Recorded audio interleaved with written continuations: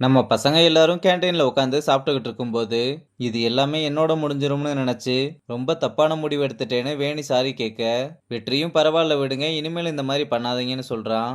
அப்ப விக்கி அங்க வந்து, இவ்வளவு வருஷமா காலங்காலமா நம்ம உட்காந்துக்கிட்டு இருந்த சீட்டை, இவ்வளவு ஈஸியா விட்டு கொடுத்துட்டீங்க. ரூம் சர்வீஸ் சொம்பங்களோட போய் சரிக்கு சமமா உட்காந்து சாப்பிட்டுக்கிட்டு இருக்கீங்க. உங்களுக்கெல்லாம் அசிங்கமாவே இல்லையான்னு கேட்டதும், வெற்றியும் பாண்டியும் எதுவும் சீனாயிரக்கூடாதுன்னு அங்கிருந்து கிளம்பி, மறுபடியும் நம்ம ரூம் சர்வீஸ் பசங்களோடவே வந்து ஜாயின் பண்ணிக்கிறாங்க. அப்ப விக்கி எல்லார்கிட்டயும், இனிமேல் இந்த மாதிரி யாராவது கிச்சன் டீம் கிட்ட அசிங்கமா நடந்துக்கிட்டீங்க, அவ்வளவுதான் சொல்லிட்டேன்னு எல்லாரையும் மிரட்டிட்டு வந்து உட்கார, ஐசு அங்கிருந்து செம்ம காண்டுல வெளியே போனதும், பின்னாடியே வேணியும் அங்கிருந்து கிளம்பி போறா. இங்க ரகுபதி வந்து லியோ கிட்ட எல்லாம் எப்படி போகுதுன்னு கேட்க, அவரும் எல்லாமே நல்லா தான் போகுது. ஆனா ரொம்ப நாள் கழிச்சு சீக்காவோட சமையல டேஸ்ட் பண்ணி பார்க்கலாம்னு நினைச்சேன். அது மட்டும்தான் முடியாம போச்சுன்னு வருத்தப்பட, நீ நினைக்கிற மாதிரி அவன் கிடையாது. அவன் இங்க எவ்வளவு பெரிய தப்பு பண்ணான்னு உனக்கு தெரியாதுன்னு சொன்னதும், அதுக்கு விட்னஸ் இருக்கான்னு கேட்டா, இல்ல அத நான் கேட்டு தான் தெரிஞ்சுக்கிட்டேன்னு சொல்றாரு. உடனே லியோவும் நீ கேட்டதை வச்சு அவன் தப்பானவன்னு முடிவு எடுத்துறாதுன்னு சொல்லி, அன்னைக்கு 10,000 ரூபான்றது எவ்வளவு பெரிய காசுன்னு உனக்கும் தெரியும். அதை ஒருத்தவங்க மிஸ் பண்ணப்போ அன்னைக்கு அவனுக்கு அவ்வளவு கடன் இருந்தது. ஆனா சீக்கா அவங்கள தேடி போய் அந்த காசை அவங்க கிட்ட கொடுத்தான். அவனுக்கு அன்னைக்கு அந்த காசு எவ்வளவு முக்கியம்னு எனக்கு நல்லா தெரியும். அவன் நினைச்சிருந்தா அந்த காசை அவனே வச்சிருக்கலாம். ஆனா அவன் அப்படி பண்ணல. அவன் கண்டிப்பா எந்த தப்பும் பண்ணியிருக்க மாட்டான்னு நான் நம்புறேன்னு சொல்லிட்டு, சரி எனக்கு ரூம் வெக்கேட் பண்ண டைம் ஆச்சுன்னு கிளம்புறாரு. ரகுபதியும் அப்ப நம்ம தான் சிதம்பரத்தை தப்பா நினைச்சிட்டோமோ, அன்னைக்கு என்னதான் நடந்திருக்கும்னு ஒரே குழப்பத்துல இருக்காரு.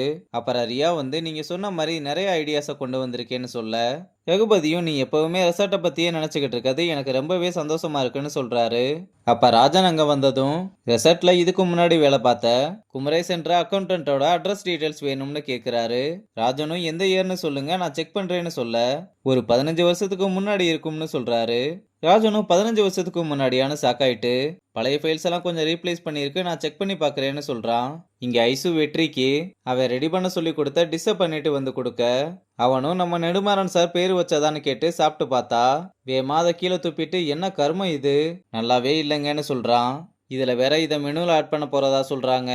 நல்லா மட்டும் இல்லைன்னா அவ்வளவுதான். இந்த தடவை நான் கரெக்டா காதல வாங்கிக்கிறேன், ஒரு தடவை மட்டும் சொல்றியான்னு கேட்க, நம்ம பையனும் இதுல என்ன இருக்குன்னு அந்த டிஷ்ஷை எப்படியெல்லாம் செய்யணும்னு சொல்லி கொடுத்துக்கிட்டு இருக்கான்.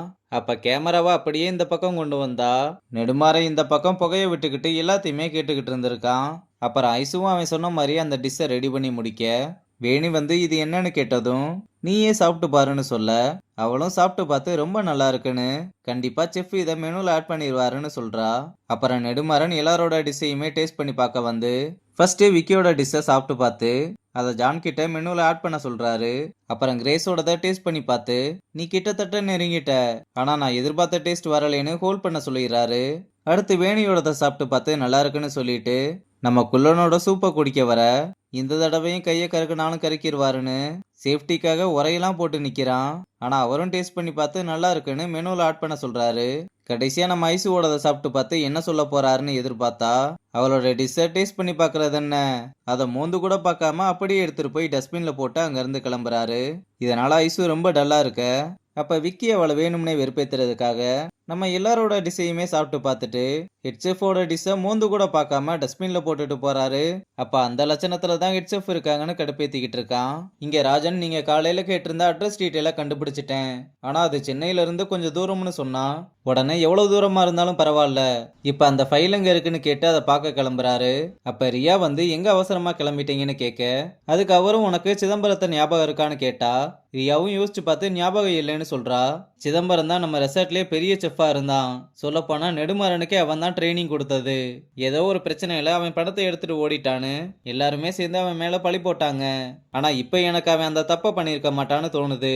அதனாலதான் அதை கண்டுபிடிக்க போறேன்னு சொல்றாரு.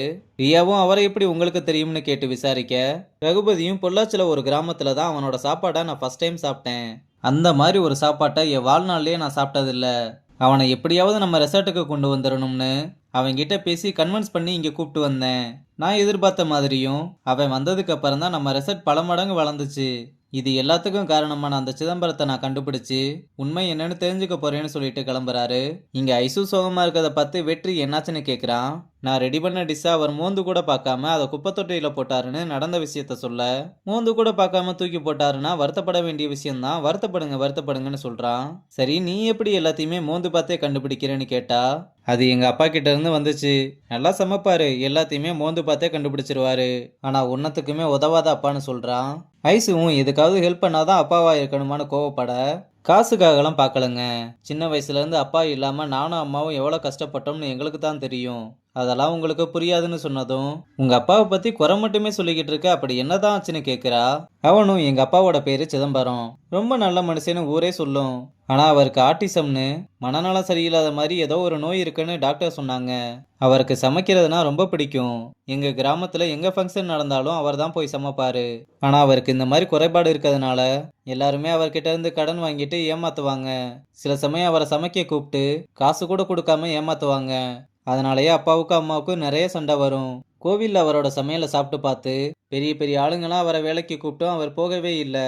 அப்பதான் எங்க பெரியப்பா பிசினஸ் பண்ண போறேன்னு ஊர்ல இருக்க எல்லார்கிட்டையும் கடன் வாங்கி சூதாடி இப்ப எடுத்துறலாம் அப்ப எடுத்துறலாம்னு குடிச்சு குடிச்சு கடனை கட்டாம ஒரு கட்டத்துல இறந்தும் போயிட்டாரு.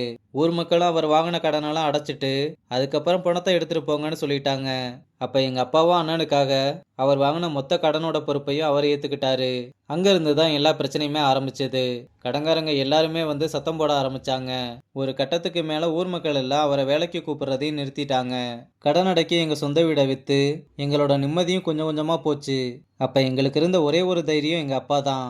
ஆனா அவரும் நான் வேலைக்காக வெளியூர் போறேன், வர்றதுக்கு 1 வருஷம் ஆகும், நான் வந்ததுக்கு அப்புறம் எல்லா பிரச்சனையுமே முடிஞ்சிரும்னு சொன்னாரு. ஆனா போனவர் வரவே இல்லை. அப்பா மேல இருந்த பாசமெல்லாம் கொஞ்சம் கொஞ்சமா வெறுப்பா மாறுச்சு. ஆம்பளை இல்லாத வீடுன்னு ஊர்ல இருக்கவங்க எல்லாம் எங்க அம்மாவை பேசாத பேச்சே கிடையாது. எங்க அம்மா கஷ்டப்படுறத பார்க்க முடியாம அன்னைக்கு நான் வேலைக்கு போக ஆரம்பிச்சேன். கிடைக்கிற எல்லா வேலையும் செஞ்சுக்கிட்டு வீட்டையும் பார்த்துக்கிட்டேன். என் தங்கச்சியையும் நல்லா படிக்க வச்சேன்னு அவனோட முழு கதையும் சொல்லி, இதெல்லாம் நான் நினைக்கவே கூடாதுன்னு நினைச்சேன், ஆனா நீங்க ஞாபகப்படுத்திட்டீங்கன்னு சொல்லி வருத்தப்படுறான். ஐசுவும் நீ இவ்வளோ கஷ்டப்படுவேன்னு தெரிஞ்சிருந்தா நான் கண்டிப்பா கேட்டிருக்க மாட்டேன். நீ உன் ஃபேமிலிக்காக எவ்வளோ கஷ்டப்படுறேன்னு எங்க எல்லாருக்குமே தெரியும். உன்னோட முயற்சிக்கு கண்டிப்பா நீ உன்னோட ஃபேமிலியை பெரிய லெவலுக்கு எடுத்துட்டு போவேன்னு சொல்றதோட இந்த எபிசோட முடிச்சிருக்காங்க.